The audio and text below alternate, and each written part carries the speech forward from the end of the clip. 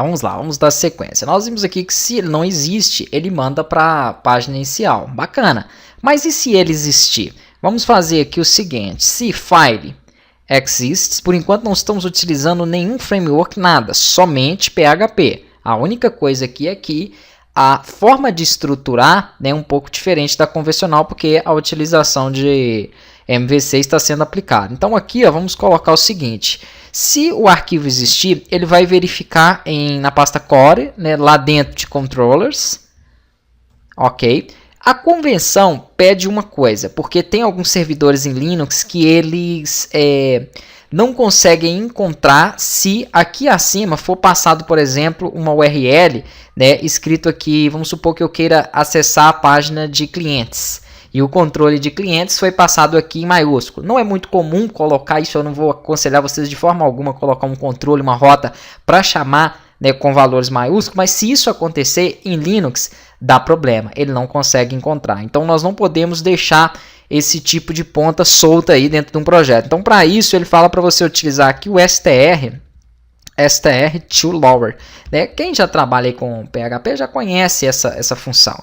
Ele simplesmente perde aqui uma string para que ele possa converter, né, todas aí ou em minúsculas ou em maiúsculas. Nesse caso nós vamos fazer uma conversão sempre para minúscula, porque como eu falei, pode dar algum problema se na sua URL tiver alguma informação ali em maiúscula. Aqui qual que vai ser a string? A string obviamente vai ser a view que eu estiver passando. A view que eu estou passando é quem? Isso aqui, ó. Então eu vou copiar aqui e colar aqui dentro de string. Pronto. A view que eu estiver passando, se tiver escrito em maiúsculo, o que eu não vou aconselhar, né, de forma alguma vocês criarem controles dessa forma, ele vai converter aí automaticamente para minúsculo. E aqui eu coloco o seguinte, então depois que ele trabalhou a view, eu concateno com o nome do controller. Então vou colocar aqui, ó, controller.php. Sempre o ponto é para fazer uma concatenação. Então core barra controllers, o que tiver lá dentro de controller, ponto, né? Vamos entender melhor isso aqui. Deixa eu fazer um exemplo, porque essa parte, principalmente essa inicialização, ela tem que ser muito bem explicada. Então vamos supor que aqui dentro eu já tenho ali um index controller, né? Eu vou fazer um outro aqui que vai se chamar clients controller. Só que tudo que for controller, ele vai ter essa dinâmica de nome. Ele vai ter um primeiro nome e vai ter controller depois. Então, para que eu não precise ficar digitando tudo isso, existe essa concatenação aqui, ó. Então, a primeira coisa é a pasta onde eles vão ficar. Ok, ponto. Aí eu vou converter para minúsculo o nome dele. Esse getView é o nome do meu controller, é o que eu chamo dentro da URL. Ponto, o restante do nome dele, que é controller.php. Então, como que ficaria nesse caso aqui, se eu quisesse chamar a minha função, por exemplo, né? No caso, deixa eu até abrir chaves aqui só para não esquecer. Como seria se eu quisesse chamar esse meu clientes controller? Na URL lá, estaria somente dessa forma aqui, ó, clientes.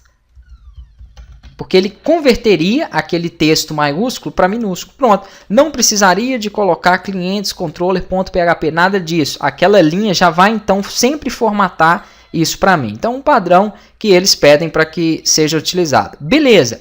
E se então existir realmente um objeto ali com o nome de um controller sendo chamado? Se ele existir, mostre ele para mim, inclua ele aí, né, e mostre para mim. Então vamos continuar aqui. Se ele existir, como por exemplo foi o exemplo que eu dei ali dos clientes, né, inclua ele, vamos utilizar um include, um pouco parecido com isso que eu tenho aqui, ó. Só que o que ele vai incluir é justamente o objeto que eu digitei ali. Ah, então é basicamente isso aqui, ó.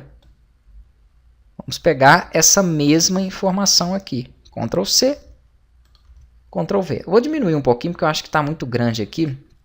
Fica até ruim de visualizar e desenvolver. Então, ok, ele vai estar incluindo aquele controle, ele vai estar chamando aquele controle que foi passado lá. Beleza. Caso contrário, porque aqui é um if que tem duas opções, né? Opa, não coloquei o else. Ponto e vírgula aqui primeiro. Ok. Else. Fora da minha condição do if. Então, else. Abre aqui novamente. Enter. Opa. Else, agora sim, beleza. Se, né, esse arquivo não existir, o else vai fazer o que mesmo? Ele vai me redirecionar ou para index, ou ele vai dar um erro. Não seria interessante ele redirecionar para index. Vamos entender aqui. Vamos supor que eu queira entrar na tela dos clientes. Por algum motivo, não deu certo.